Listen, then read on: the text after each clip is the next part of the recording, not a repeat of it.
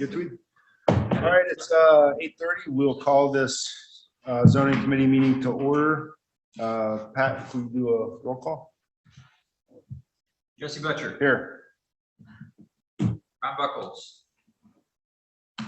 Tweed Schumann. Here. Stacy Hessel. Here. Michael Mastry. John Ringheimer. Here. For legal counsel, Andy Phillips.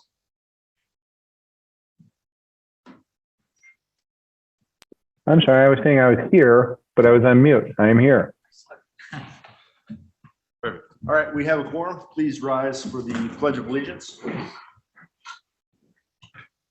I Pledge allegiance to the flag of the United States of America and to the republic for which it stands, one nation under God, indivisible, with liberty and justice for all. Okay, statement of committee hearing procedure and statement of hearing notice. The full statement of committee hearing procedure document, including directions for individuals wishing to speak at public hearing to be conducted at the zoning committee meeting, are available at the front of the room next to the agenda for today's meeting. The statement of committee and hearing procedure document is hereby incorporated into the record for this committee meeting. Any public hearing conducted at today's committee meeting has been published as a Class 2 notice in accordance with Chapter 985 of the Wisconsin statutes in the Sawyer County Record and Sawyer County Gazette and posted. Entertain a motion for the approval of the November 17th minutes. So moved. We have a motion by Ms. Hessel. second. And a second by Mr. Reichheimer. Any further discussion? All those in favor signify by saying aye. Aye. Any opposed? Okay, that passes. Public comment. Please note comment time is intended for general public comments, not comments relating to a specific application before this committee. Each agenda item requiring a public hearing will have its public hearing conducted just prior to the application being considered by this committee. If you wish to speak on a specific agenda item, please hold your comments until then. We have one here for public comment, Linda Zilmer. Linda Zilmer, 902 Holly Hill Lane, Birchwood, Wisconsin, Edgewater property owner. And the general comments have to do with how Sawyer County has been administering its zoning ordinances. And I think trends help support my contention that maybe legal resources would be better used to help get things on track as far as policies, procedures, and ordinances, as opposed to kind of get out of jail free cards or having to answer court cases that have been filed. This last week, a second court decision came out in favor of the applicants appealing zoning department decisions. And that's the second from just that Board of Appeals hearing. The first one, the chairman of the Board of Appeals came to you in a meeting and said that he did not feel that how the Board of Appeals decided that one matter, and that's the Kurzweil matter, was appropriate, but they relied on information and things that, you know, in hindsight, probably should have been better thought out. We've had towns come before you requesting your cooperation. We've had parties, affected neighbors coming in and filing petitions to challenge rezones. And I think all those things point to more effort being needed. And there will be another matter I'm speaking on later that came up at the same time as the Friendshoe hearing in February. That was quite a bit of controversy and work for you. And I think this is also indicates that applicants are not being asked to provide sufficient information for either towns or your committee to make appropriate decisions. So please take that into consideration, because everyone, whether it's the applicant or affected neighbors or the community, deserves fair hearing in front of you. Thank you. Any other sheets? No other sheets. Anyone else online for public comment? Or in the room? No. Hearing none, moving on to, no rezone applications for this month. Conditional use permit applications. This is a public hearing in the town of Radisson, conditional use permit number 22-033, owner Mason and Laura Hurd, part of the northwest one quarter, the southwest one quarter, and the southwest one quarter, the southwest one quarter, lot 1, CSM number 8130, parcel 022-638-253204. It's 19.6 total acres, zoned agricultural 1. Permit is desired for a 14 by 40 accessory structure on vacant land, subject to section 4.26 parent 1 of the Sawyer County zoning ordinance. The structure is to meet setbacks, property lines, and ordinary high water mark. As per the staff report, again, this is for a 14 by 40 accessory structure, subject to the automatic conditions that with approval of a conditional use permit, an accessory structure can be granted prior to building the principal dwelling within a 3-year time frame. Failure to build the principal dwelling within the 3-year time frame will result in citations in order for removal of the accessory structure. As per the conversations with the applicant, the conditional use permit is first being requested to build an outbuilding prior to constructing a cabin. The proposed accessory structure is to meet all applicable setbacks. As part of my conditions that I've outlined, that a land use permit be required for the accessory structure within a 1-year time frame. Again, the automatic conditions that a land use permit for the principal structure be applied for within a 3-year time frame and built within those permit time frame constraints. That a fire number or site address be required for the property. That the proposed accessory structure to meet all other Sawyer County zoning conservation requirements and compliant with all other state and federal laws. And that the size of the proposed accessory structure not to exceed 14 by 40. As motioned by the town board was approved, Phil Quaid supervisor, or Phil Quaid's chairman, Robert Villiard supervisor, Ron Kinsley supervisor, no additional comments. Signed Cheryl Gerber, town clerk. There were 5 opinion letters sent out. 1 was returned with objections.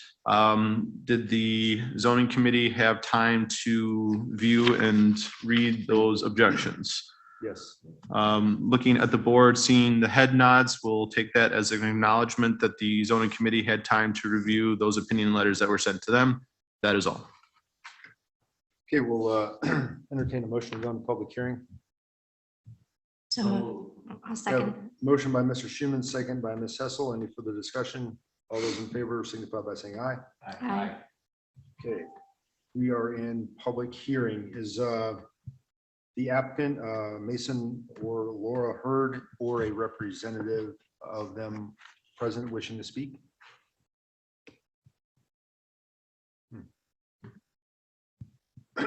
Okay, if not, is there anyone present who would like to speak in support of this conditional use permit? Or online? Anyone present wishing to speak in opposition to this conditional use permit? Online. Okay, hearing none, we will then need a motion to come out of public hearing. And we have a motion by Mr. Righeimer, second by Mr. Schuman to come out of public hearing. All those in favor signify by saying aye. Aye. Okay. This is the discussion action, the town of Radisson conditional use permit number 22-033, owner Mason and Laura Hurd. Legal description is previously read into record. Permit is desired for a 14 by 40 accessory structure subject to section 4.26 parent 1 of the Sawyer County zoning ordinance, keeping in mind the conditions as outlaid within the staff report. So I looked at those dimensions, and so because it's an accessory structure, then it doesn't need the 20 by 20. It can really be any size because it's just, this one is going to be temporary. Correct. Yeah. And we've seen requests for something as small as, 120 square feet prior to our adoption of allowing storage sheds on vacant land. And we've also seen larger pole sheds under this provision of the ordinance. And again, the main premise of those provisions is to allow for an accessory structure on vacant land, but be given a 3-year time frame, which you still need to apply for a land use permit to build and construct said house or principal dwelling. Okay. So the size necessarily doesn't bother me. I did have conversations with the applicant that 14 by 40 I thought may be a shipping container. That's a common size for shipping container. The applicant had mentioned to me that no, it is not a shipping container. It's a pre-built shed kit from Menards or similar type of company like that. Any type of shipping container placement would require additional town approval for something like that. Okay. And Jay, they did say that they were planning to build within the 3-year window, correct? Yep. Every time we see these for the accessory structure on vacant land, I personally reach out to the applicant just to make sure that they are aware of those requirements. This doesn't allow you to put this outbuilding on the property indefinitely. You are going to be tracked, and within a 3-year time frame, you better have a land use permit to build the house, and you better build the house within that permit time frame. Otherwise, we'll issue citations in order for removals.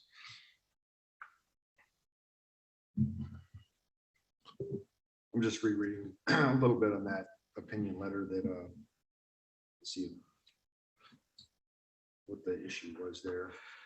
Yeah, and we've had some other concerns with this applicant that were brought to our attention earlier this spring, as far as placements of the campers potentially not meeting setbacks from the lake, as well as the not having any type of sanitation present on the property. So we are also addressing that internally through the zoning department, because even for a property that's set up for camping at this point, they need to have some form of sanitation, whether it's an outhouse, a privy, or porta-john.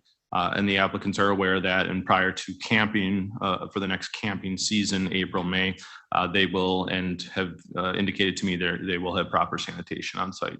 Yeah, that was the main thing, I think, was the location. Is there a map on there? Yeah, I have it up on the screen right now. And that location's good for you, with you? Yeah, they said they had cleared out a spot already.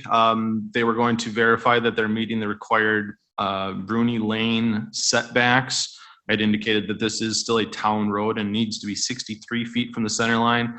They said, oh, we'll have to do some more clearing because I think we're inside of that. So regardless, they still do need to meet the required, again, this is a town road setback, so it'll have to be 63 feet from the center line of Bruni Lane. And that'll be something that we'll be dealing with internally for the setback verification. And how did the town vote on this, you said? They approved. Unanimous, or you don't know? It looks to be unanimous, yes. We just started switching our forms that town individuals can either say whether they're in favor or denial of the request, because ultimately, if you sign, you should be approval of whatever motion was made. But a lot of times, I think a lot of the town individuals are just signing regardless. So we've made special categories moving forward now, where they are indicated if they're in support or denial, because I know that's one of the concerns for this committee It is, is, yeah. We've never how known did you necessarily vote? How So, did they vote? Yeah. Right. So all we get is approval or denied, and we don't know if it was 5-1 or 3-2 or whatever. So this one, to me, it appears, at least on the sheet that I received back, that it was approved 3-0. all right, committee, it's in your hands.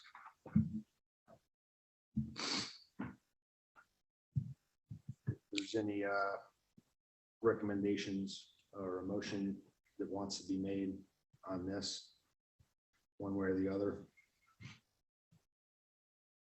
I'll make a motion to approve CUP 22-033.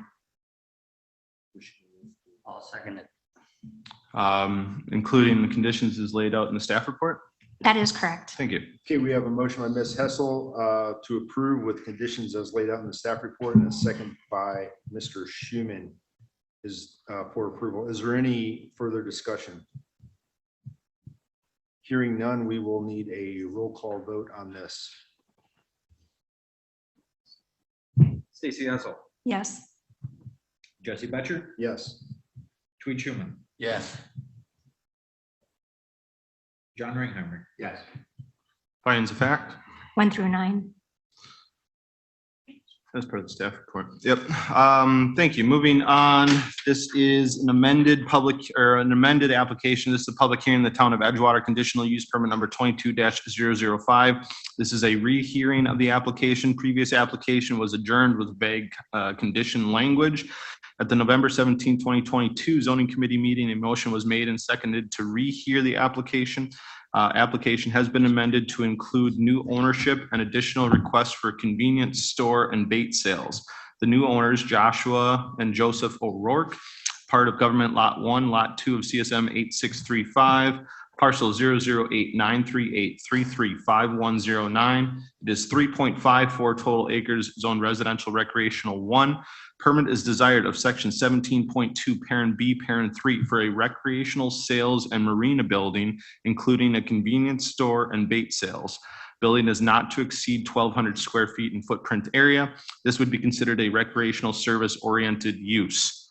As part of the staff report, again, the applicants are requesting to build an approximately 1,000 square foot building, not to exceed 1,200 square foot building on the property that would have minor repair parts and possible bait sales.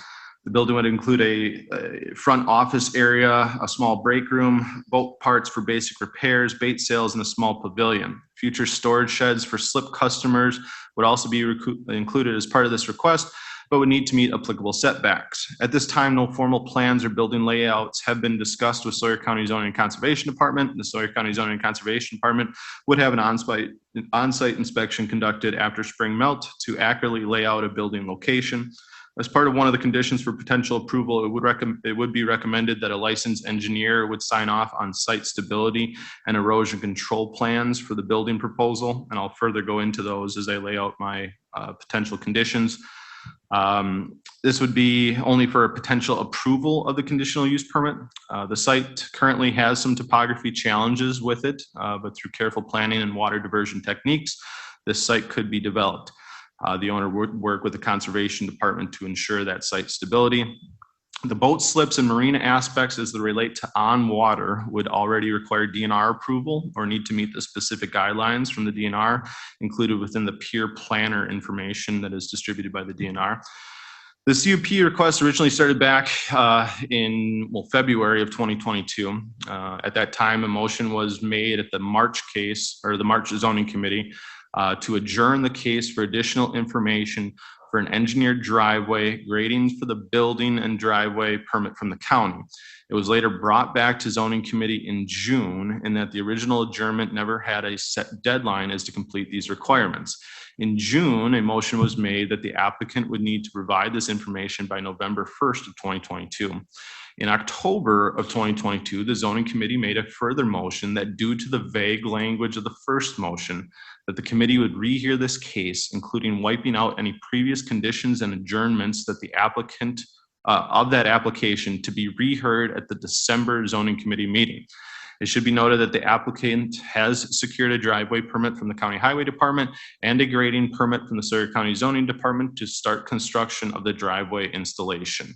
Again, as part of possible conditions for this case, I have included that the main building not to exceed 1,200 square feet, that business hours to be conducted between 6 a.m. and 9 p.m. with the majority of those being during the summer daylight hours.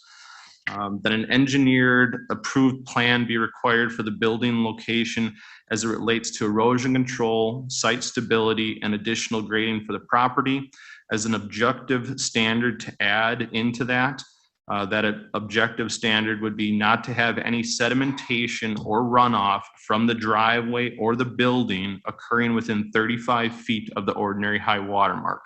And the reason why I specifically state that is due to the specific state statutes for approving of a conditional use permit. Conditions need to be practical and measurable. One of those measurable constraints there would again be that this engineered approved plan for that site stability would be that no sedimentation or runoff from the driveway or building can occur within 35 feet of the ordinary high water mark.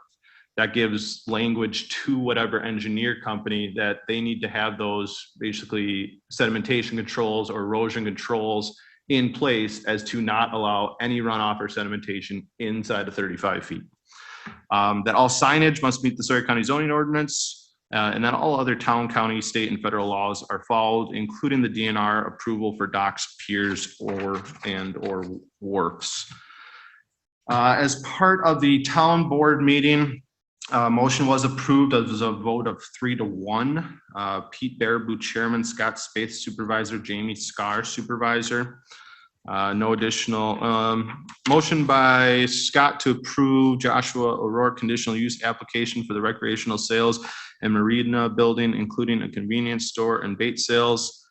There was a second by Pete, and here now it says the motion was carried 3-0. I don't know why it says 3-1. I think they only have a 3-headed board there. So it passed unanimously 3-0, signed Natalie Clements, Town Clerk.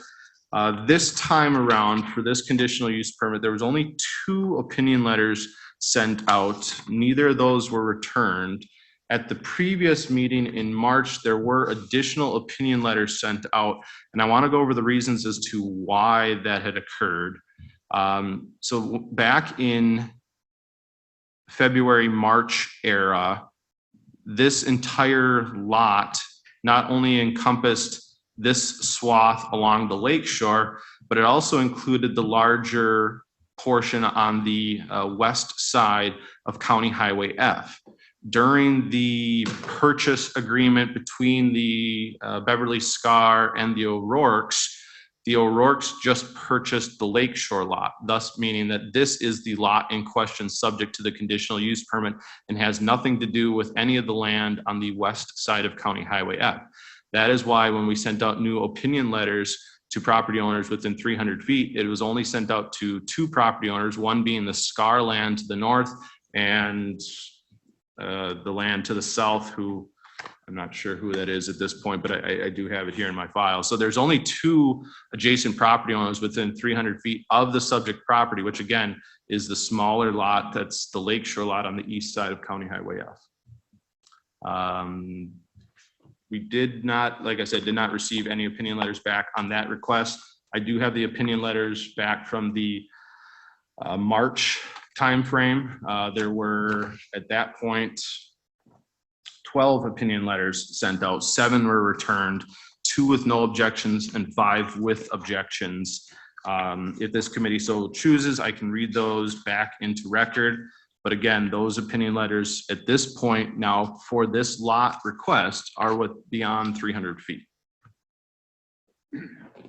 As far as those opinion letters from March, I would ask if maybe if they be read, if they specifically address the current area, or I guess I wouldn't know until I read through them. it's a lot of reading. I've read more. I mean, I think it's only fair because honestly, I probably read them in March, but I don't remember. So Yeah, let's do it. So this is, I have objections.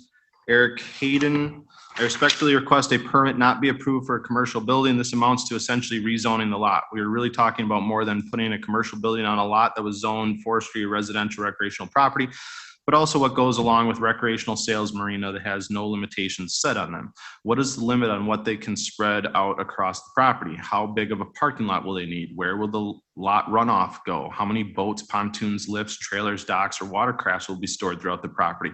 Will there be ATV, UTV rentals? What will the hours of sales be? They are not going to paint the picture, but I'm pretty sure we have all been by recreational sale marina locations.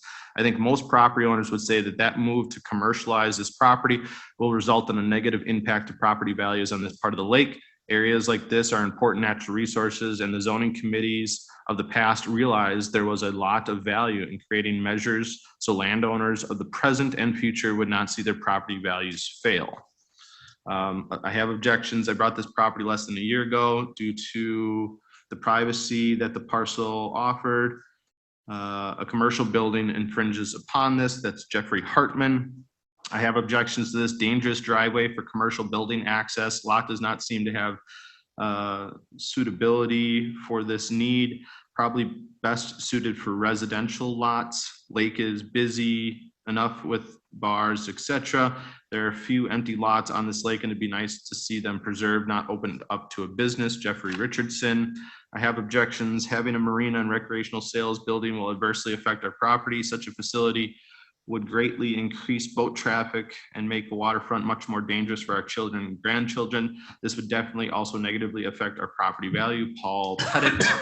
I have objections. We appreciate the opportunity to express an opinion regarding the land use proposal. We bought our land along Heron Creek on Little Sissabagman Road in 1995. We are looking for land that would be and provide low density outdoor recreation and hunting opportunities. We have not been disappointed. We have enjoyed the remote experience of tent camping, snowshoeing, and hiking in the majestic beauty of the nighttime sky in the woods. Hence, the development of a 1,000 square foot structure for recreational sales and marina on an adjacent land does not elicit some questions and perhaps concerns.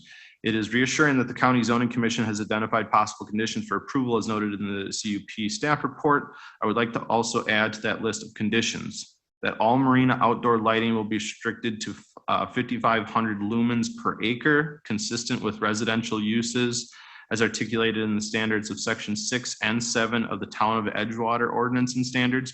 Given this property is zoned RR1, residential conditions and standards as measured by lumens should be applied to all outdoor lighting. Number 2, that the proposed commercial building or any accessory structures supporting marina operations be limited to yellow highlighted areas, which is at that point was the east side of County Highway F, the lakeshore side. So that is just what the request is for here now.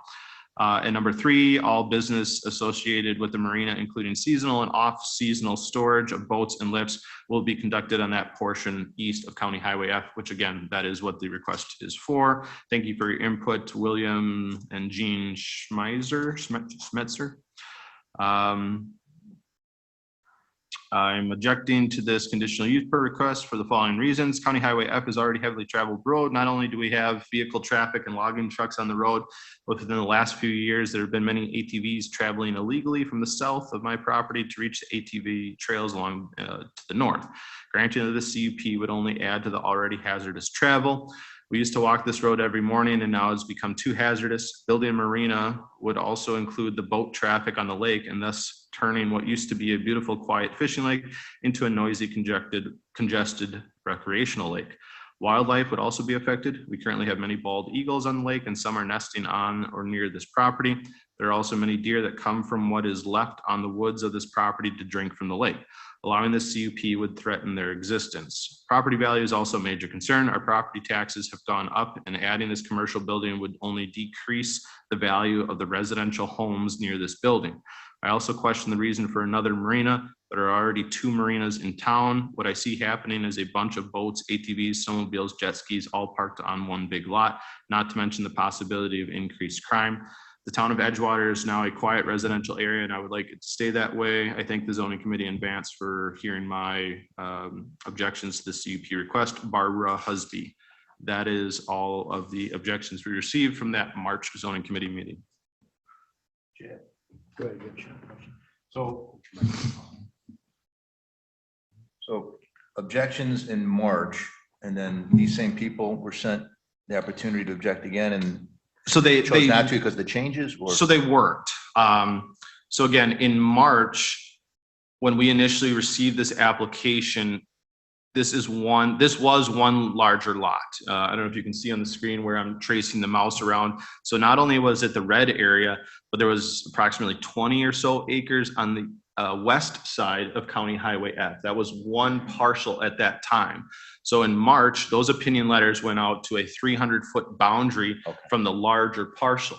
Since that had occurred, the O'Rourke's specifically purchased this certified survey map lot, which is just on the east of County Highway F.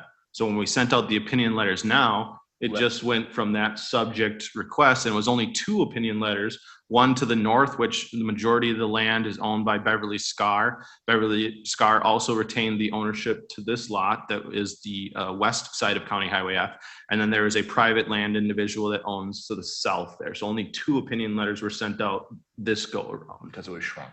Correct. Okay. That the O'Rourke specifically purchased that smaller lot as opposed to how the initial cup was sent up, which was the larger parcel. Thank you. Yep. All right. Hey, thanks for that, Jay, and appreciate everybody's patience. I just think it's important to hear all the facts so we can make an informed decision and be fair to not only the applicant, but also the adjacent property owners. So I'll entertain a motion to go into public hearing. I'll make that motion. Motion by Ms. Hessel, second by Mr. Schuman. Any further discussion? All those in favor signify by saying aye. Aye. Any opposed? No. Okay, we are in public hearing. Is the applicant, Mr. Josh or Joseph O'Rourke or a representative here? If you would like to serve, please step up to the microphone, state your name and address, and you'll be free to say what you want. Joshua O'Rourke and 1283 County Highway MD in Serona, Wisconsin. As you guys can tell, there's a lot of confusion on this. Jay would be the first to admit with everything going on, but we were in the process of purchasing this lot. It was marked for sale. The confusion with how those initial letters got sent out, I understand the paperwork side of it, but the lot across the road was never in interest because it wasn't even for sale. It's just how it all worked.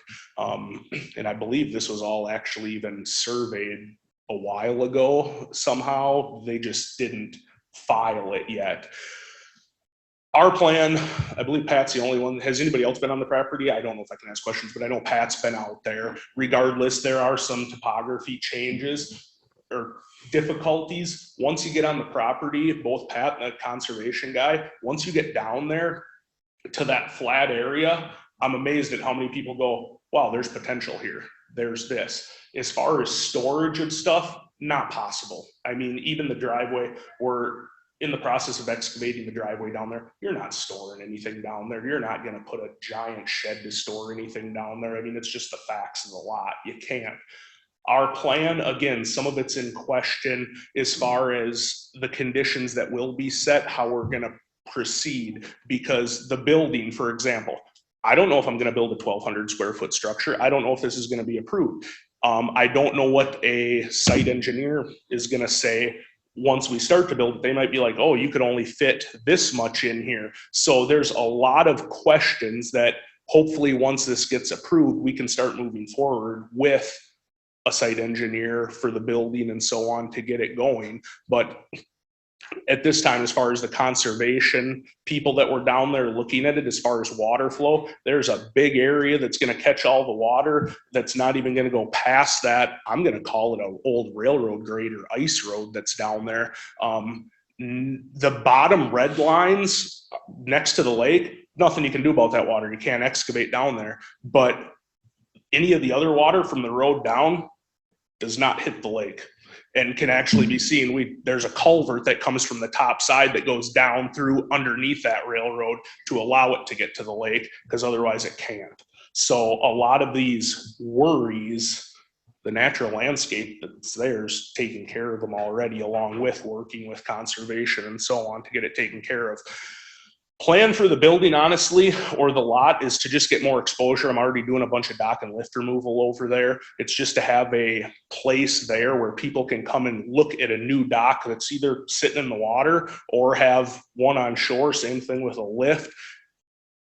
There's nowhere to put a giant lot with a bunch of side-by-sides so more people can illegally ride down Highway F. I mean, there's no room to do it. So we've thought a lot of this through. People have asked about bait on the lake, so I put that in there, because I think it'd be something that the people want from everybody that's talked to me. I don't know what other questions or what else you guys want me to say.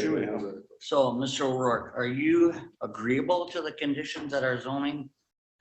The conditions make sense. The only thing that I will say, I went to school for construction management. Site engineering on a place like this makes absolute sense for certain things. The problem I'm running into, and I've expressed to Jay right now, we've already contacted a couple different firms, and what they explained to us was, we have no problem doing the engineering for the building site, but we're not going to do it. We have to engineer the entire site because of the problems we've had with the board in the past. If we engineer just the building site, let's just say a 1,600 square foot area for a 1,200 square foot building, well, then the board's going to ask them, well, what about the water that goes here? This site's engineered to take care of that water, but this could lead to this, which could possibly do this, and then what? So again, it makes sense. I just don't know where it would end or how much it would do. And this is all part of it we got to figure out, because some of the numbers thrown out to site engineer just shy of 4 acres, 3 to 4 acres, the entire thing. is making it entertaining. But like I said, I'll be the first to say that there's still a lot of questions, but once we can get the conditional use, if it's approved, then we can at least make steps forward. And I fully understand there's ordinances about lighting, there's ordinances about this, that, and everything. I know that. And obviously those would have to be followed too, but it's just a matter of once there is hopefully an approval, then we can step forward to answer some of these questions with the conditions that are set. And my fear last time was communicating with Jay. It seemed like conditions were being put on the conditional use approval, which I still don't, I didn't want to spend thousands of dollars to have it potentially denied going through those conditions. But if they're a condition within the conditional use permit, then I can make that decision to move forward. Well, I'm more apt to approve it if you follow those conditions, so you have to agree to them. Can you put them back up there for me, Jay? Yeah, and I changed Yes. one, I changed number 3 to put more of an objective standard in it. Again, per the state statutes, these conditions have to be practicable and in a sense measurable. So number 3, not only do we have an engineered approved plan be required for the building location as it relates to erosion control, site stability, and additional grading for the property, but then I further added as an objective standard to not have any sedimentation or runoff from the driveway or building to occur within 35 feet of the ordinary high water mark.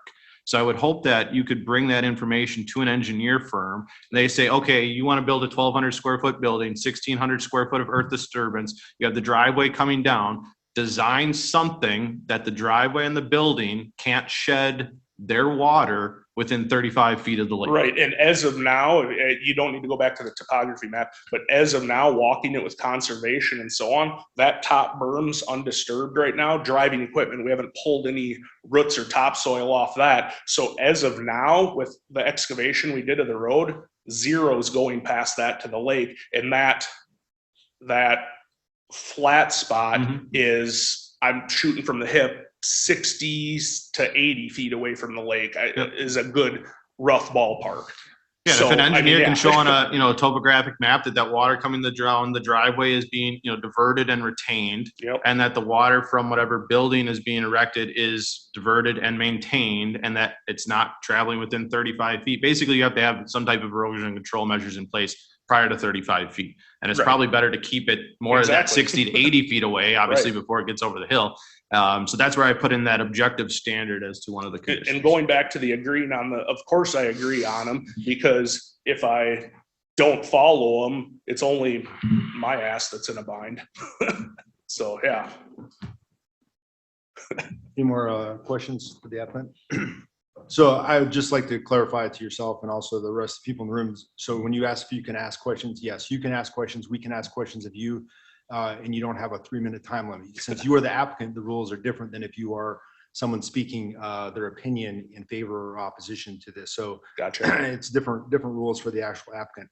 And I understand the kind of, I won't call it a catch-22, but the conundrum of you have to get a site survey, you have to get a conditional use permit from this board, and you have to get the DNR approval. So which one do you do Yeah, first? it's putting the cart before the horse. Exactly. thing. So I'm aware of that, and I agree it doesn't make sense necessarily to spend thousands on the site and excavation approval and all that, and then find out you get disapproved here. So there is a certain process that you have to do, and that's why it sounds like we're putting conditions on the conditions.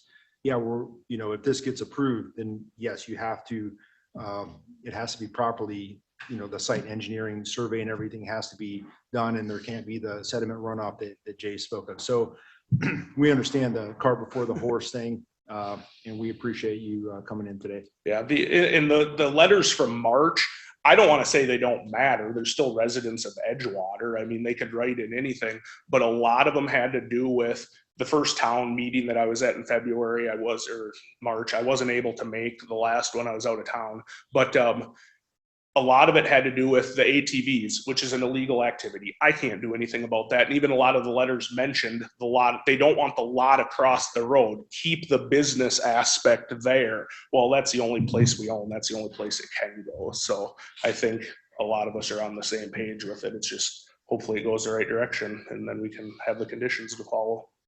My one final question, you mentioned a convenience store in addition to the bait sales. Would that convenience store include beer and wine sales? There's no plan of that at this time. And when I say convenience store, there were certain things we had to choose. Because again, if you think of marina and if let's just say this all gets approved and you drive by and you expect to see a marina, no, there's going to be a building there with some docks out there and some rental pontoons and some boat slips for mooring, because the property doesn't allow it to have, 27 boats for sale and docks here and docks there. The convenience store aspect, if I have bait there and people are running up the hill to get bait, I'm going to sell them chips. I'm going to sell them pop. I'm going to have some other random, nets and fishing poles and anchors and life jackets and stuff like that. So that's why I said convenience store. I mean, frozen pizzas, frozen ice cream. We have an ice cream shop on Long Lake in Washburn County. I'm not doing that, but I know that an ice cream sandwich in a freezer, people would grab on a hot day. All right, thank you, sir. Yeah, thanks, guys. Is there anyone present who would like to speak in support of this conditional use permit? Anyone present who would like to speak in opposition? I have one from Linda Zilmer.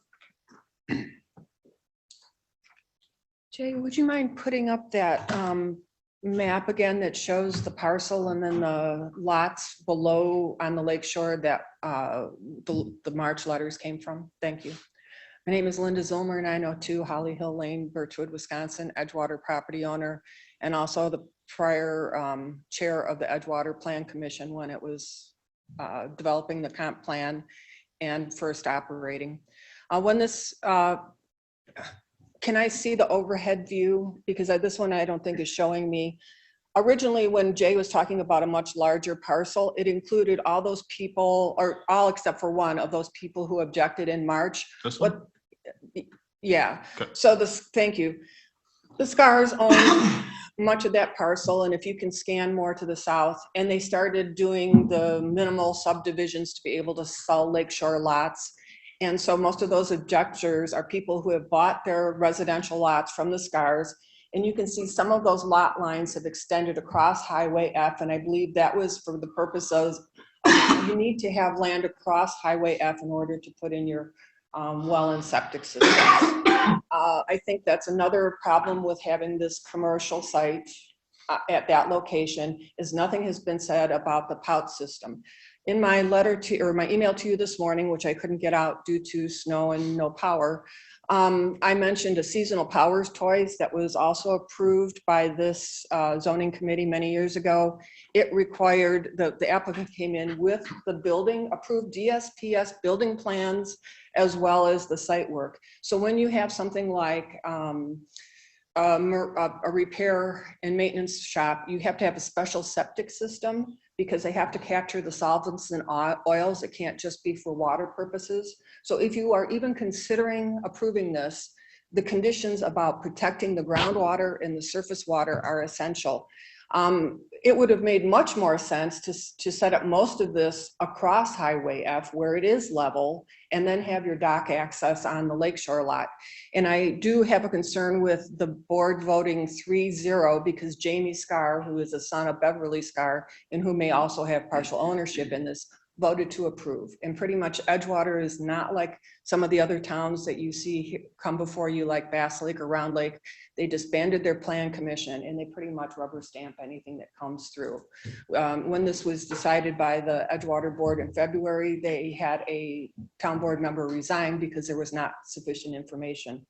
Also, the zoning committee agreed in March here that there was not sufficient information. The zoning ordinance requires to have, and I sent the conditional use permit requirements, to have at least a hand-drawn site plan. Nothing has been discussed about the amount of parking required, where it would be. At least with a site plan, somebody can get an idea of whether this is at all feasible on that lot with those steep slopes on that shoreline. So I do not believe that the applicant has met Your his time word. is up. 3 minutes Thank are up. you, to submit even a site plan. And if you do your conditions, please Okay, list thank you. them Your like time's up. Chairman Schuman did in that 1 through 9. Thank you. Is there anyone else present who would like to speak in opposition to the CUP? online? Not seeing any hands. Okay, hearing none, entertain a motion to come out of public hearing. So moved. Motion by Ms. Hessel, second by Mr. Righeimer to come out of public hearing. Any further discussion? All those in favor signify by saying aye. Aye. This is the discussion action for the town of Edgewater conditional use permit number 22-005. This is a rehearing of the application that was adjourned due to vague conditions. Owners Joshua and Joseph O'Rourke. Legal description is previously read into record. Permit is desired as per section 17.2, parent B, parent 3 for a recreational sales and marina building, including convenience stores and bait sales. As part of my conditions at the main building, not to exceed 1,200 square feet, the business hours to be conducted between 6 a.m. and 9 p.m., with the majority occurring within the summer daylight hours. That an engineered approved plan be required for the building location as it relates to erosion control, site stability, and additional grading of the property. As an objective standard of that is to not have any sedimentation or runoff from the driveway or building occurring within 35 feet of the ordinary high water mark. That all signage must meet the Sawyer County zoning ordinance requirements, and that all other town, county, state, federal laws are followed, including the DNR approval for docks, wharfs, and piers. That would also include DSPS holding tank requirements for marina waste. It would also include town lighting lumen ordinances. Okay, thanks, Jay. Committee, it's in your hands. I'll make a motion to approve with the conditions for approval 1 through 5 and findings 1 through 9. And I will second that. We have a motion by Mr. Righeimer for approval with the, as stated in the Jay's plan, and second by myself. Any further discussion? Yeah, I did, Chairman. Yes, Mr. Chairman. Jay, you didn't put anything regarding the holding tanks in your conditions because they're already here stated in the discussion action portion here. So they're ultimately stated as part of a condition that it needs to meet all other town, county, state, and federal laws. One of the state laws would fall under Department of Safety and Professional Services, DSPS, which regulates domestic wastewater as well as commercial wastewater. So the applicant, regardless of what occurs there, if it's going to have, any type of boat repair aspects where they're, changing oil or lower unit oil in a boat, that wastewater is strictly regulated by DSPS. So it does fall under one of the conditions that all other state laws to be followed, one of those state laws being the waste disposal of hazardous materials such as oils and solvents. What about a septic system? Yeah, and that would also fall on that as well. They're going to have some type of So no septic drain system. field, we're talking a holding tank. I haven't done any soil tests in that area. Knowing what I know to the properties to the south, Ms. Zilmer was correct. Most of those properties to the south did directionally bore under County Highway F to put a drain field on the other side.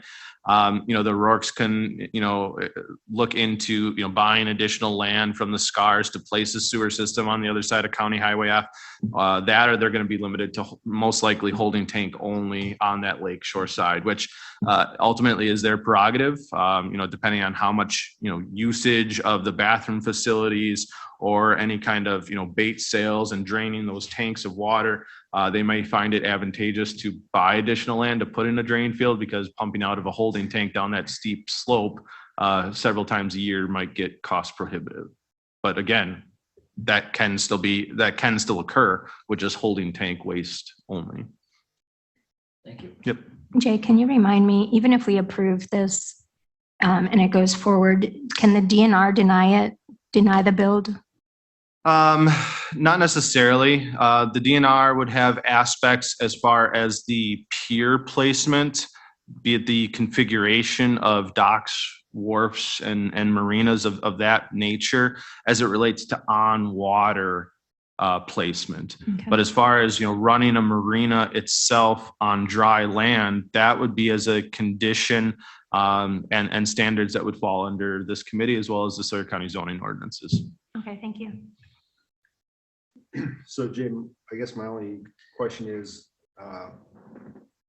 this is R1. Is there any issue with this type of business being on R1, or would it need to be? As it relates to the zoning ordinance as set up for conditional use permits, section 17.2, parent B, parent 3 allows for recreational sales and marinas under a conditional use permit.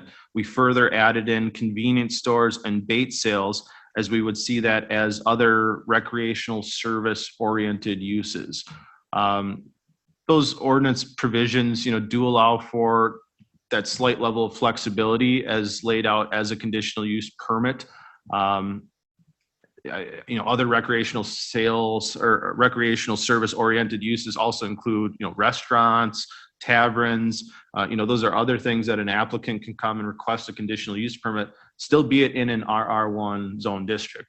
Now, if we should go back to the drawing board and say, yeah, those are more of commercial uses, we want all those in the commercial, we can have that conversation. But as how the ordinance reads right now, with the applicant applying for and being granted a conditional use permit, it would be allowed as such under those CUP requirements. Okay, any further questions or comments? Okay, then we will need a roll call vote for the approval of this conditional use. Mr. Chair, this is Andy Phillips. Just a quick question. Is the condition 3 as modified by Jay, is that the motion? Because as I heard, it was imposition of the conditions, but I wanted to make sure that it was condition 3 as modified verbally by Jay.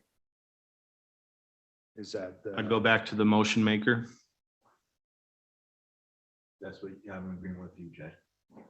Yes, Mr. Righeimer indicated that it would be as per the what I had stated as part of my conditional use permit staff report, including the objective standards as amended in number 3. Great. Just wanted to confirm. Thank you. Thank you. Okay, if there's nothing else, we'll need a roll call vote. Pat? Jesse Butcher, Yes. Tweet Schuman, Yes. Stacy Hessel, Yes. John Ringheimer, Yes. Thank you. And the findings of facts we've gone through and listed as part of 1 through 9 in the staff report. I need the next file case. Give me 1 second here. Moving on, this is a public hearing in the town of Round Lake, conditional use permit number 22-026, owner Travis Butterfield, part of the northeast 1 quarter, the southeast 1 quarter, and part of the northwest 1 quarter, the southwest 1 quarter. CSM number 7170, parcel 024-841-114101. Zoned forestry 1 and recreational 1. The total land is 39.85 total acres. Permit is desired for a 10.57 total acre portion located within the forestry 1 zone district for the location and operation of a non-metallic mineral extraction site, including rock crusher. As part of my staff report, this permit is desired for a non-metallic mineral extraction operation, including rock crusher, and this would be for a potential 5-year approval. The request of CUP 22-026 is for, again, the location, operation, mineral extraction operation, including rock crusher. The property is 39.85 total acres with an actual mine site, which was amended and is now identified as 10.57 acres towards the northwest portion of the property. The mine site area is to occur fully within the designated Forestry 1 zone district. Only travel roads are to occur within the RR1 zone district. Per section 6.23 parent 2, the Sawyer County zoning ordinance would require any rock crushing operation to be located greater than 1,000 feet from any resident. As part of the attached packet, the mine location will primarily be located on the northwest side. It'll be as close as 600 feet to the nearest resident, with, again, all crushing operations to be located and to exceed 1,000 feet. As per the conditions of approval, the reclamation plan and financial assurance would be required in the amount of $15,855 or $1,500 per acre. The applicant must provide payment of assurance prior to any excavation. The specified normal hours of operation are 8 a.m. to 5 p.m. Monday through Friday, April through December.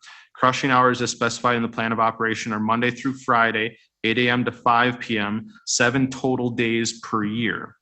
As part of other conditions as laid out on my staff report, they must attain approval or conditional approval of the reclamation plan, which will be heard next. Hours of normal operation not to exceed 8 a.m. to 5 p.m. Monday through Friday, April through December. The crushing hours be April through December, 8 a.m. to 5 p.m. Monday through Friday, with 7 total days per year. Crushing may occur earlier in the year based upon weather conditions, but still may not exceed the 7 days per year. That zoning committee to potentially set vegetative setback distances for property lines. This discussion should occur. That a fire number or site address is required for the property to maintain compliance with Department of Natural Resources, Chapter 30, and to comply with all other federal, state, local regulations, including the reclamation plan. As part of the town board, the amended application was approved, signed Ralph Hansen, Chairman, Virginia Chabeck, Supervisor, Kay Wilson, Supervisor, Donald Stover, Supervisor, approved with conditions as printed in current operation plan, along with additional conditions attached, signed Kathy McCoy. Looking for the additional conditions attached. These are the additional conditions attached for approval as indicated by the town board. Operator shall stake or otherwise mark the borders of the entire site and shall secure the site by appropriate methods. The operation of heavy vehicles entering or leaving the non-metallic mining site or processing facility shall be limited to the normal hours of operation. Heavy vehicles shall not use Jake brakes in the vicinity of the site as to not create additional noise for adjacent landowners.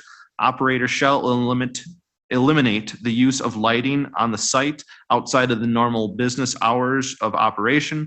The operator shall control off-site noise levels to the maximum extent practicable to avoid adverse impacts to the neighboring landowners. The noise levels at the boundaries of the mining or processing site shall not exceed 60 decibels. Mining operation shall not extract materials at a depth below the point that is 10 feet above the groundwater table. Mining operations shall not cause an extensive of groundwater quality standards as found in Wisconsin Admin Code Chapter NR 140. Air quality shall be controlled using widely accepted methods, sure as water application as required. All hazardous chemicals used at the site shall be stored and disposed of in accordance with applicable state and federal laws. Loaders and or other heavy equipment used within the site shall be equipped with white noise backup warning signals. Those are the conditions as laid out per the town board. There were 12 opinion letters sent out. It doesn't look like any, there were a few returned. Those were sent to the zoning committee members. Do the zoning committee members have a chance to read those? Yes. Yes. The zoning committee has acknowledged they had a chance to read the opinion letters as submitted by other individuals. Let that reflect in the record, and that is all I have. Chairman, I got a question for Jay. Jay, do you consider all these conditions the town put on this too? Are they part of yours? So There's generally, quite a when I bit come out with my conditions, it's before the town has had their town board meeting. And we see this quite often that, towns that are doing their due diligence, they're adding to those list of potential conditions. Now, ultimately, it's still up to this committee whether to accept those conditions as laid out by the town, reject those conditions, alter those conditions. You have the power. I put out conditions that I find would be beneficial to this committee, beneficial to adjacent property owners, not necessarily beneficial to the applicant, but ultimately mitigate some of those concerns that we hear through some of the opinion letters that we get back. But ultimately, it still relies on you, the committee members, to either accept my conditions, add to my list, delete from my list, and that occurs during this discussion process. So you agreeable to all these town conditions? I mean, the noise and a lot of stuff on how they're gonna control. I mean, some of them are very good. And I can, read them again as we get through, the discussion action portion. Noise levels at the boundary, I think are going to be difficult to regulate. I'm not regulating those. I mean, ultimately noise issues and things like that are generally handled through the sheriff's department. I doubt that the sheriff's department is going to go out with their meters at the property line and make sure that they're not exceeding 60 decibels at the property line, which ultimately I think is kind of low, especially for and during crushing operations.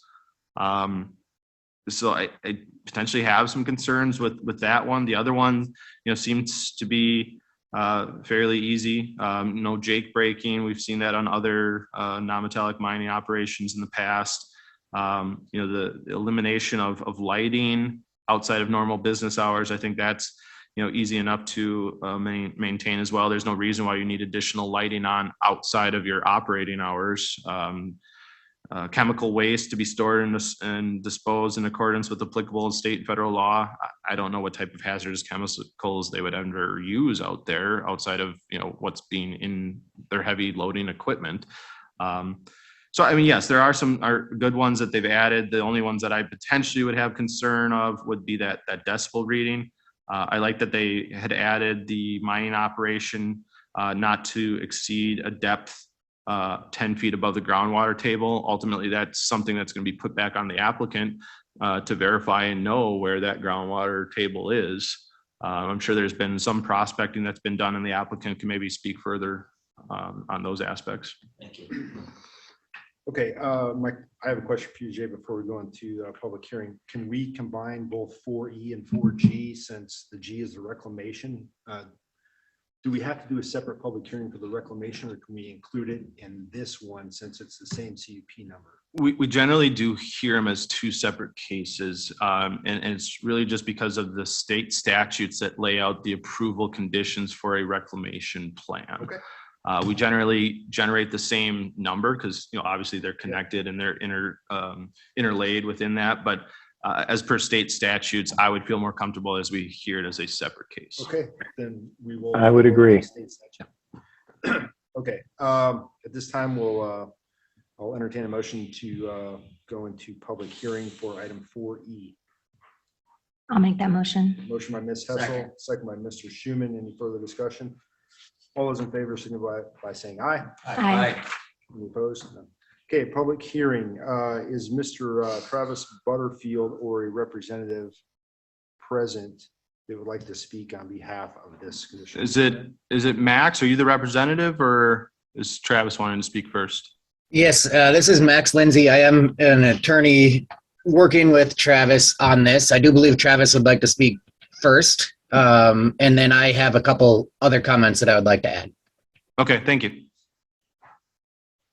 Mr. Butterfield, please state your name and address if you would. Travis Butterfield, 14430 W State Road 77, Hayward, Wisconsin. As Jay laid out, this 39.85 acres total land there. The yellow there is the R1 zoning district. You'll see shaded in the yellow. I'm trying to make this I'm trying to keep it neighbor friendly here. So there's houses to the bottom and to the southeast corner there. So I didn't go all the F1. I just tried to keep it up in the upper corner to try to keep it away from everybody. The land to the north is A1 Excavating's gravel pit. So I'm trying to keep it away from the housing area. You can see the road going around right now. We dump stumps and debris there. Is what you're looking at below the red area there.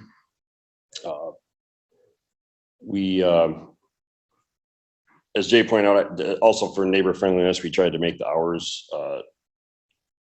8 to 5. A lot of pits have a lot longer hours. Usually they have a couple week crushing period. I just went to 7 days. There's only a little bit of gravel in that area in the very eastern quadrant of that 10-acre parcel. Otherwise, there's some sand and some other stuff there. But yeah, I know there's the land naturally from the Highway 77 down to the pit area probably drops 40 or 50 feet elevation, and a lot of the opposition is on the other side of the road, Bethel Road, which is not even on that map, but it's down off the highway again, probably 30 feet elevation, 40 feet elevation, down off the other side. So I'm like beyond a wall. So it's actually a good location for noise control. And then it's Sauer County land and Thorpe properties to the west side and the northwest corner there is all county forest. We also have went out and got, I probably have 40, 45 approval letters that I went and got. That, and 2 of those are people that are on my property line in the southwest corner, southeast corner there, that are for it. The person closest had no opposition letter. So, and even White Stag, you know, they have a party barn just kitty corner through the deal there, event center. They were approval of it. So I think we did a good job trying to keep the neighborhood happy, the best we can. I mean, you have to have a crusher, but I got it kept away from everybody as far as I can keep it. I have a question on the crushing. So you don't own the crusher yourself. You have to rent it, and bring it in. Correct. So that's pretty pricey. So is it cost effective to bring it in for only 7 days? Is that enough time? I was just trying to be friendly as I could. I mean, I realize that, but I mean, so you have other gravel pits. No, I do not. Okay. Okay, it sounds like a really, It's minimal, but it was trying better than nothing, I guess. I was trying to appease everybody at the town around lake by cutting that in half. And okay. Any other questions for the applicant? Hey, Travis, it looks like you got some standing water there just south of you. correct.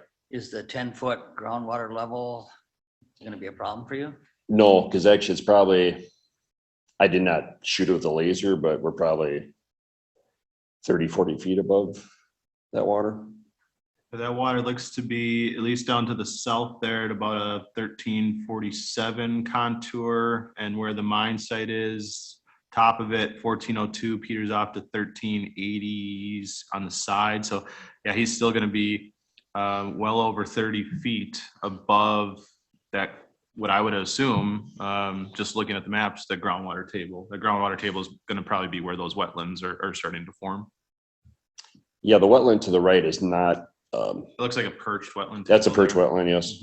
Mhm. On the stuff off to the left is groundwater, because obviously we drill water wells, so the wells up on the highway, they're like 100 footers up there, and it's 80, 90 feet to water, so I'm assuming, and speaking of the wells, sorry, we had the dust control issue.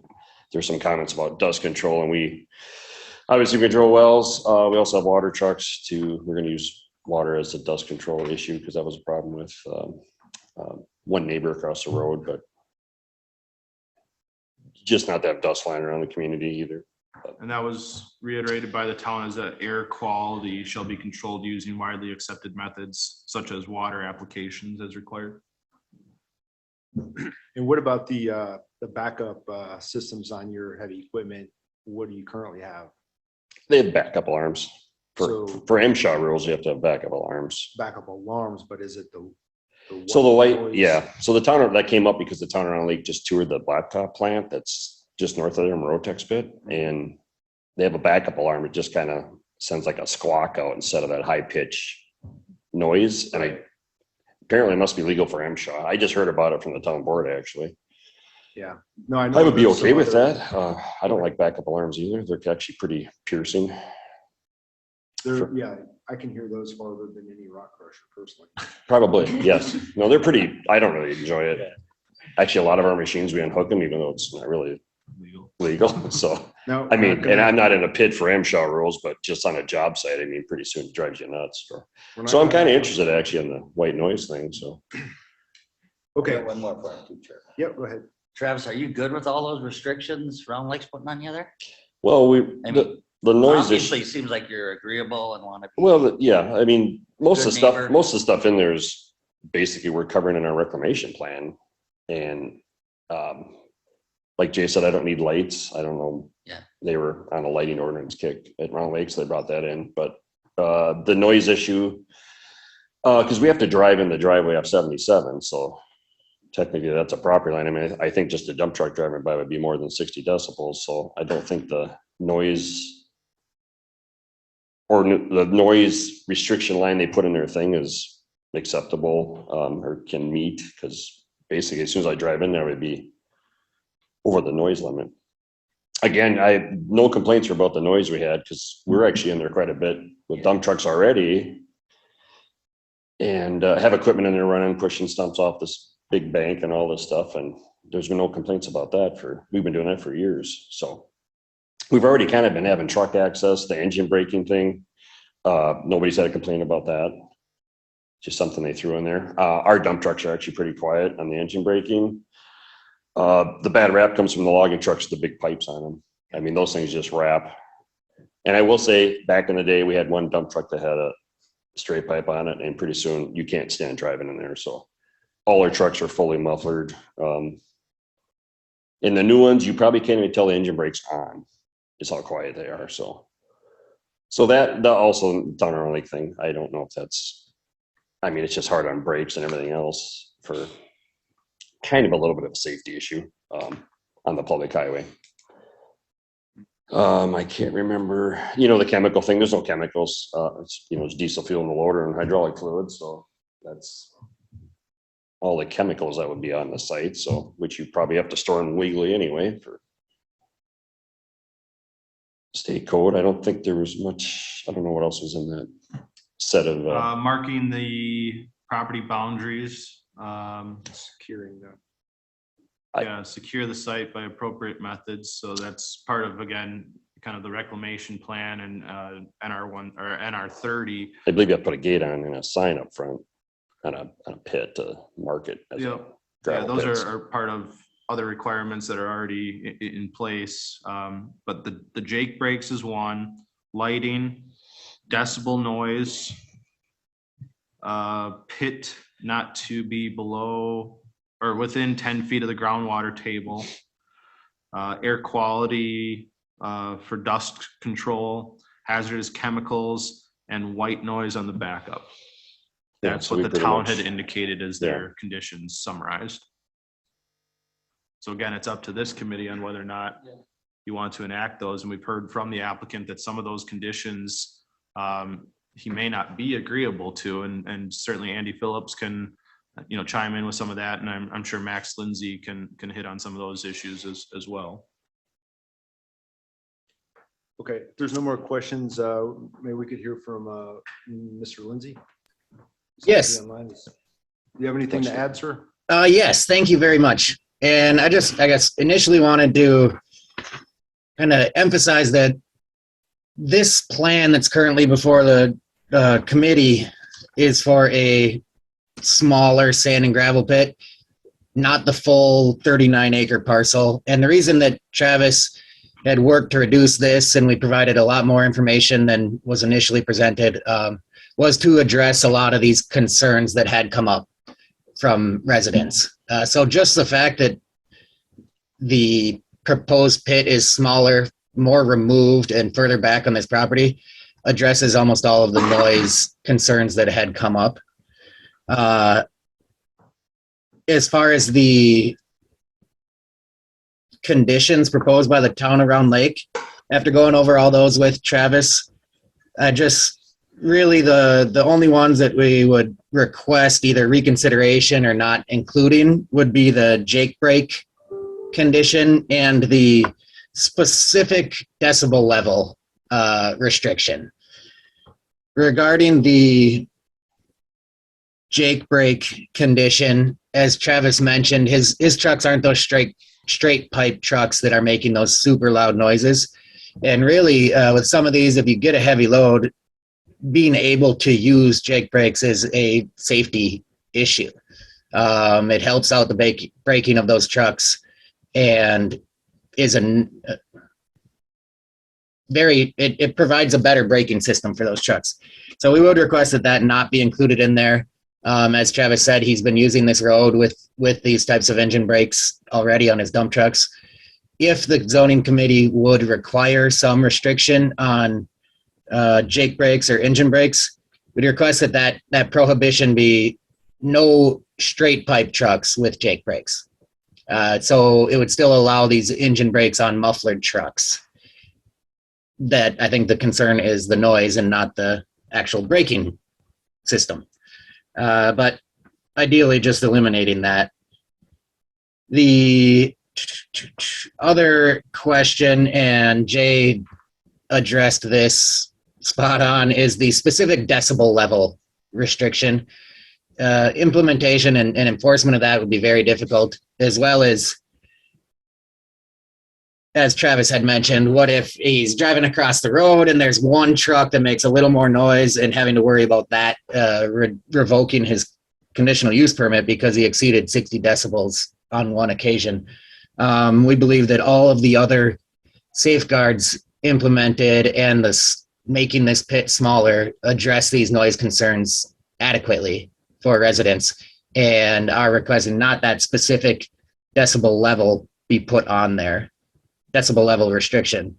If the committee does feel that a decibel level restriction is required, we would ask that it be slightly higher than 60 decibels, because that is approximately the sound of a dump truck.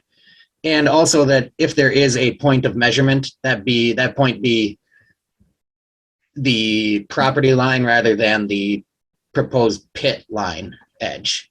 Because since we have moved this pit back further, that extended area between any property lines, any neighboring properties, allows for some reduction in noise just covering that area or covering that distance.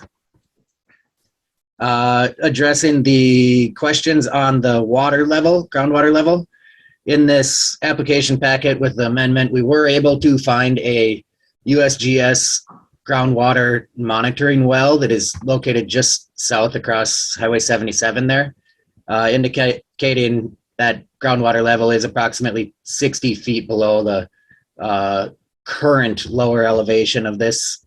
So the proposed excavation depth is not to exceed 25 feet. So there shouldn't be any issue there complying with the 10-foot distance between the groundwater level and the bottom of the pit. And lastly, just to address that white noise backup alarm, I did go over this quite a bit with Travis. I was able, through some research, to find some of these white noise backup alarms available that would comply with all necessary safety requirements for Travis's vehicles. Ultimately, they just need to emit a sound louder than the sound that the vehicle is making. So if your truck maxes out at 80 decibels, you need one of these white noise backup alarms that goes to 85 or 90. And those are commercially available. Travis said he could do that installation on his vehicles and would be okay with those conditions. So yeah, I think overall, Travis has really worked to address any concerns here. We provided a lot more detail in the operation plan and the reclamation plan to really highlight everything that he intends to do and every way that this would be compliant with all necessary ordinance requirements. Okay, thank you, Mr. Lindsay. Any more questions for the applicant? Just to clarify, the ones that you prefer to get out from the town is the decibel and the J break. Correct. Yes. Thank you. Okay, at this time, Thank you. thank you. Is there anyone wishing to speak in support of this conditional use permit? Anyone wishing to speak in opposition to this conditional use permit?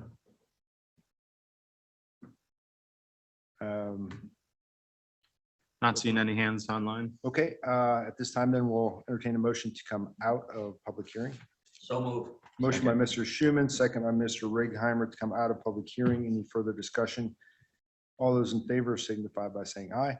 Aye. Any opposed? No. This is the discussion action, the town of Round Lake conditional use permit number 22-026 for the location operation of a non-metallic mining operation, total mine site not to exceed 10.57 acres located in the Forestry 1 zone district. This non-metallic mining extraction site included rock crusher. I guess I'll leave it at that for now, and I can reiterate some of the conditions that we talked about, including in my staff report, as well as the town board's conditions. I guess I'll leave it at that for now, and then I'll reiterate them when we need be. Okay, so I think everybody's heard all the conditions from Jay. And then also the additional ones, recommended by the town of Round Lake. So before any motion is made, I would just ask you to take those into consideration. Having been to a few gravel pits with a decibel reader, I know that a rock crusher from 50 yards, 100 feet away was right about 63, 64 decibels. So they're not super loud like everybody complains about. But, the truck itself driving out of the pit, might be at 64 decibels also. So I believe that number of 60 it's unrealistic, and they will be in violation on day one when they drive the truck into the pit. As far as the Jake brakes, I think it's more important as a safety issue and a safety concern than, what you're going to gain by not using it because of the noise. So, and as the applicant stated, all his vehicles are fitted with the mufflers that it's not as loud as opposed to the straight pipes on the logging trucks and stuff like that. So I would just maybe consider, if you're going to leave that in there, just limit it to no J braking of the straight pipes maybe, and not restrict the applicant in endangering his drivers, because it is a safety issue with loaded vehicles to not be able to use a Jake brake and engine braking. So at this time what do you got? The only other one that we didn't discuss, which I just want to get on record to see whether or not this committee wants to discuss that at all, is any type of vegetated setback distance from property lines. We heard from the applicant that potential mine site, it looks like there is some setback distance to the far west property line already, as indicated on their site map. It would really be to the north property line, and we do know that to the north is already an existing gravel pit. I'd put it in there as kind of a placeholder for discussion if this committee wanted to implement any type of vegetative setback from that mine site area, or if it can be removed because the property to the north is already an existing gravel pit, and it does appear that they have a setback distance to land that's actually currently owned by the county further to the west. So based on other gravel pits with vegetative setbacks, it was normally, to my recollection, based on from the road, the highway. And as you can see, this is quite a distance from Highway 77. Yeah, it was highway or adjacent properties that had other residential structures that we required that, they had to leave 100-foot buffering of trees to property owners on the south. This one's a little bit different because ultimately that mine site being in that northwest corner is not adjacent to other residential properties. It's adjacent to an existing gravel pit and adjacent to existing county forest land. So personally, I don't know if it needs to be in there, but I just put it on there as a placeholder for discussion.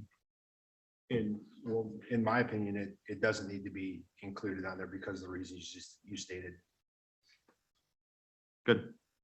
So really, it's just kind of looking at the town's conditions. And why don't I just go back through all of the conditions that we've discussed here, including my conditions and the town's conditions. And then where you potentially want to change those. So my conditions, I have obtain approval or conditional use approval of the reclamation plan, which we'll hear next, to maintain the compliance of the operation hours and crushing hours as specified in the plan. Those are 8 a.m. to 5 p.m. Monday through Friday, April through December. Crushing not to exceed 7 days per year. Crushing may occur earlier in the year based upon weather conditions. We removed vegetative setback distances, that a fire number or site address is required for the property, maintain compliance with Chapter 30 of Department of Natural Resources, maintain compliance with all other federal, state, local regulations, including approval of the reclamation plan, that the operator shall stake out the site or borders of the entire site shall be secured by appropriate methods. Then we talk about, Jake braking, and I heard the chairman reiterate that no engine braking on straight piped machinery be allowed, but those with muffler would be allowed Jake braking for safety concerns. That the operator shall limit the use of lighting on the site. The operator and I guess number 4, the towns talks about the decibel levels. Do we want to increase the decibel levels or do we not want to have decibel levels of any condition? And I think that's something that the committee needs to decide. That the mining operation shall not extract materials at a depth below the point that is 10 feet above the groundwater table, which the applicant agreed upon. Air quality shall be controlled using widely accepted methods such as water applications, which the applicant agreed upon. All hazardous chemicals of the site shall be stored and disposed of in accordance with applicable state and federal laws, which the applicant has agreed upon. And that the loader and heavy equipment shall be used, have white noise backup warning signals, which the applicant has also agreed upon. So with those conditions as part and pertaining to my staff report, I think the only condition that this committee still needs to decide is the decibel reading, whether or not we eliminate that entirely or set a different standard of that. Agreed. So committee, it's in your hands. What are your thoughts?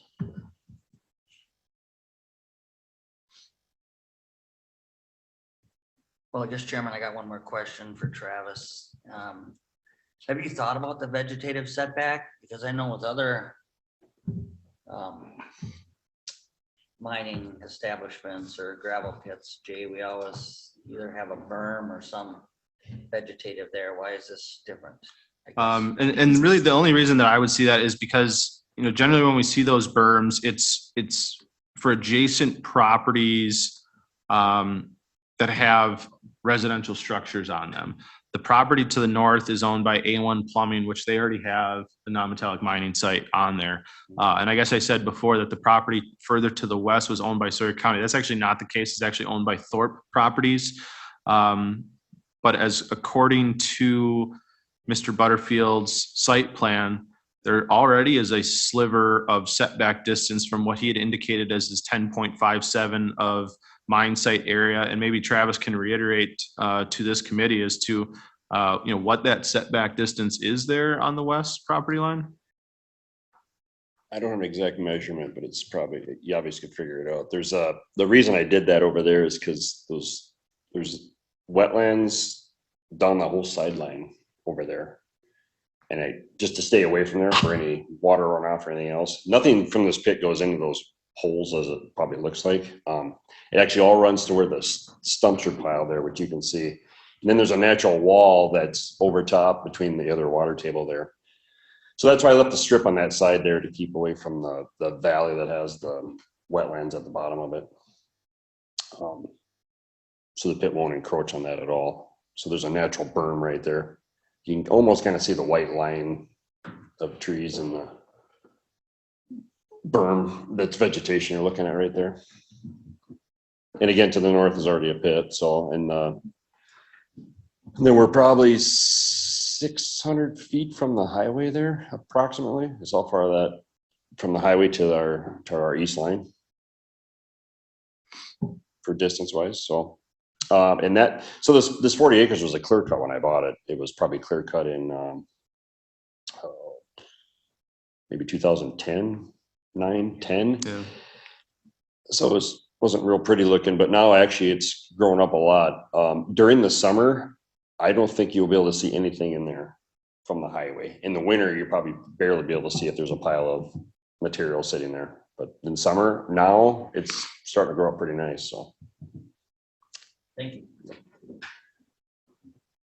Okay, so committee, is there any motion for approval or disapproval of this UP? I'll make a motion to approve it on the J's conditions 1 through 3, 5 through 7. Count around lakes conditions, subtracting the decibel reading and the J break. Okay, so to clarify, we have a motion for approval by Mr. Reichheimer with Mr. Kozlowski's conditions and town approval conditions of 1 through 3. And then you said 5 through 7? Right. Eliminating the. Well, that was mine, 1 through 3, 5 through 7. So Right. it eliminates Okay. the vegetative setback distance, and the towns would be eliminating of the decibel measurements as well as the Jake breaking. Correct. I'll second that motion. Okay, we have a motion by Mr. Righeimer and a second by Ms. Hessel with all of the conditions as stated, which removes the vegetative setback and then removes the 60 decibel limit and removes the restriction on Jake braking. Any further discussion?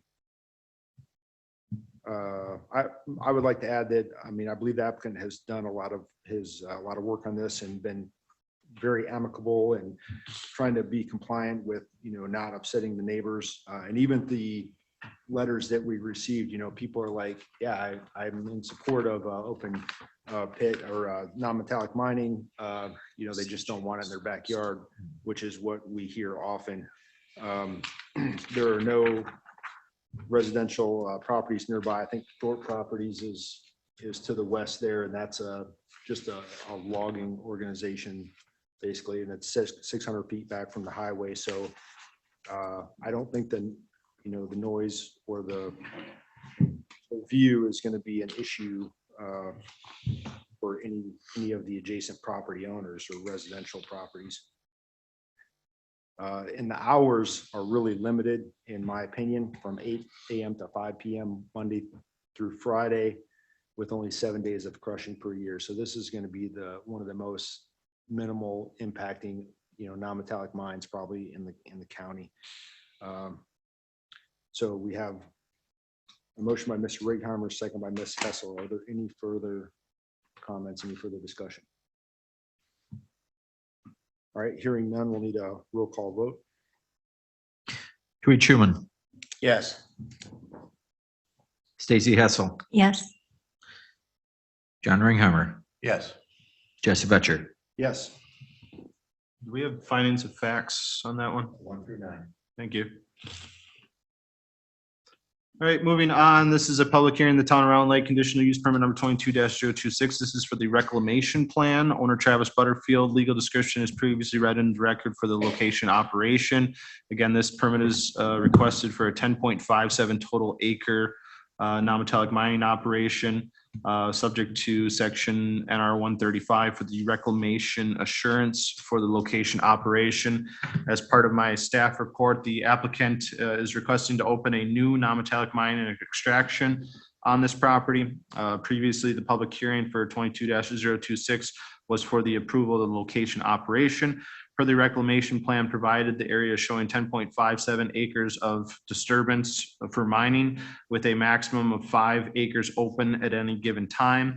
If expansion was to occur, a new updated reclamation plan would need would be needed and seek approval. Per the plan, the pit depth is not to exceed 25 feet and approximately 5,000 to 10,000 cubic yards of gravel are to be extracted from the site annually.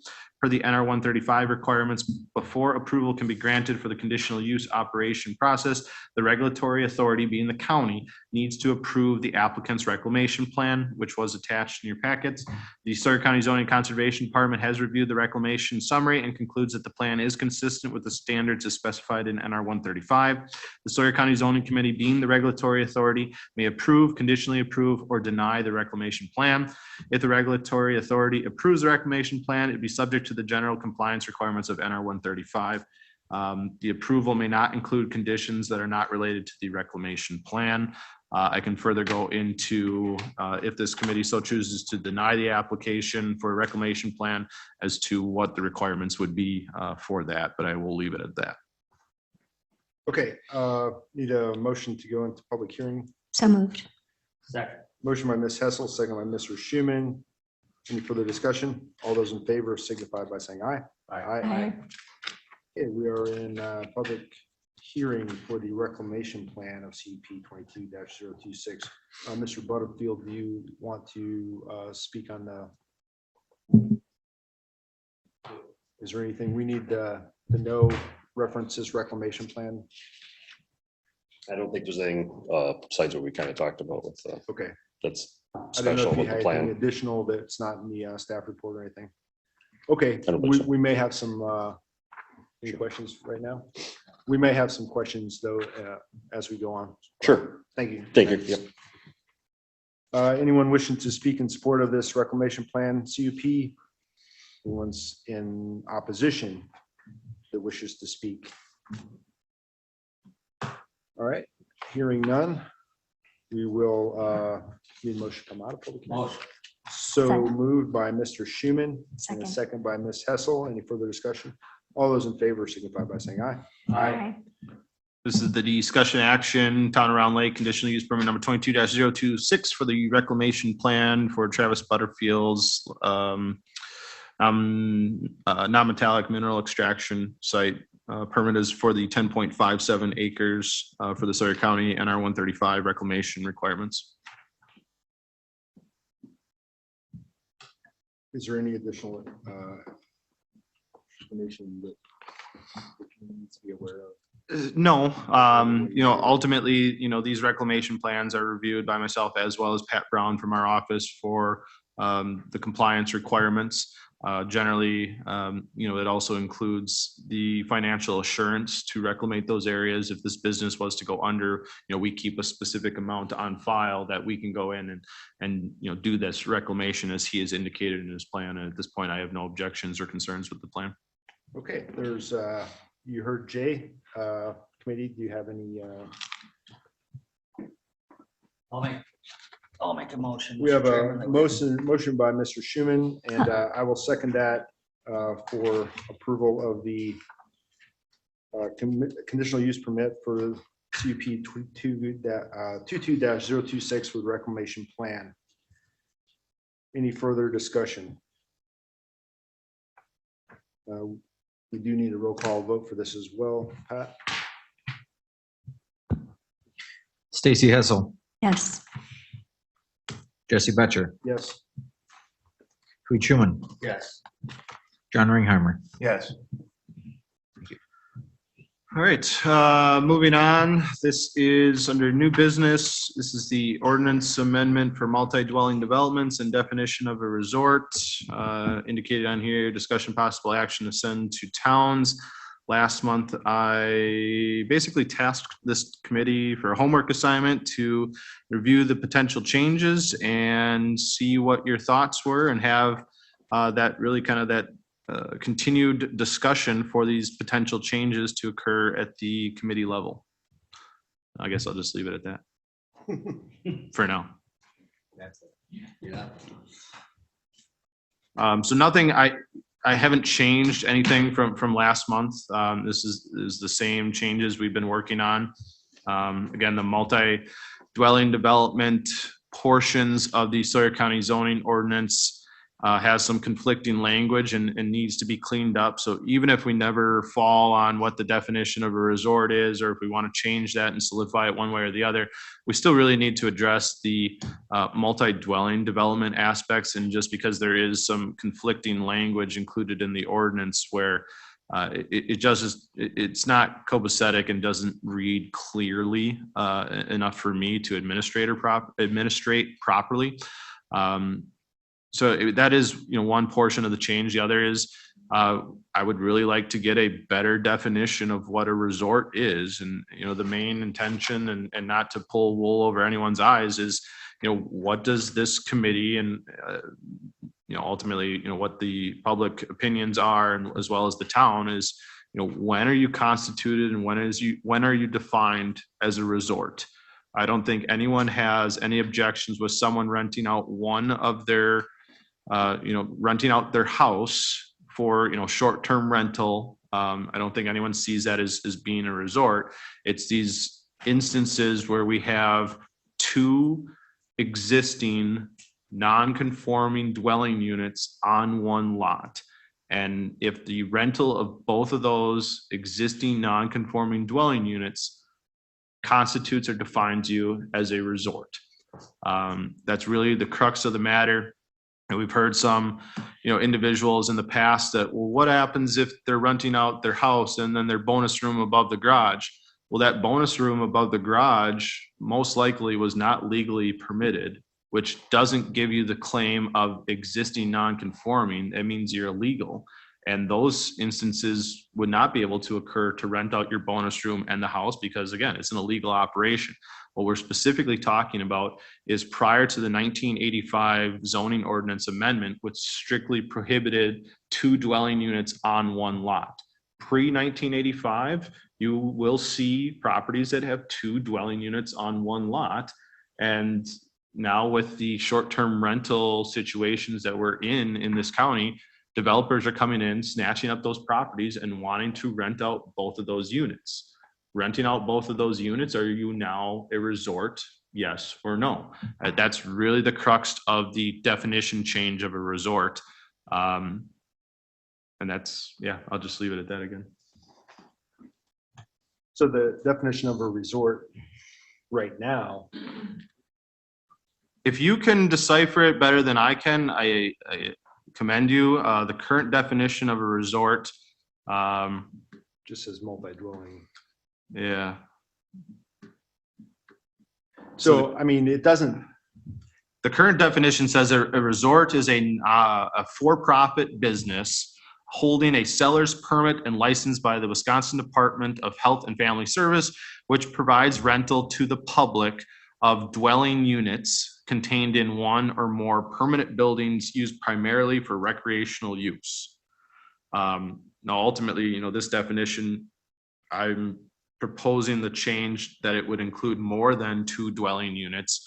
And what's really kind of been argued is, the plural definition of dwelling units, that if you're renting more than 1 dwelling unit, it could be conveyed as being a resort.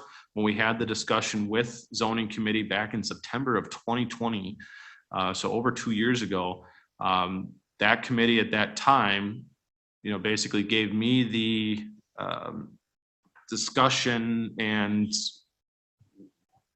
the kind of language that this committee saw that a resort would have other accommodations associated with it, whether it be a central lodging facility or food service provided or laundry facilities provided, and that the rental of 2 dwelling units on one lot, at least in zoning committee's eyes at that time, would not meet the definition of a resort. When you look at the black and white of the definition, though, it doesn't contain that language, and it's very vague to me, and it's something that needs to be changed one way or the other so that I can administrate properly. right, so these are existing non-conforming, but if someone was going to build a new resort,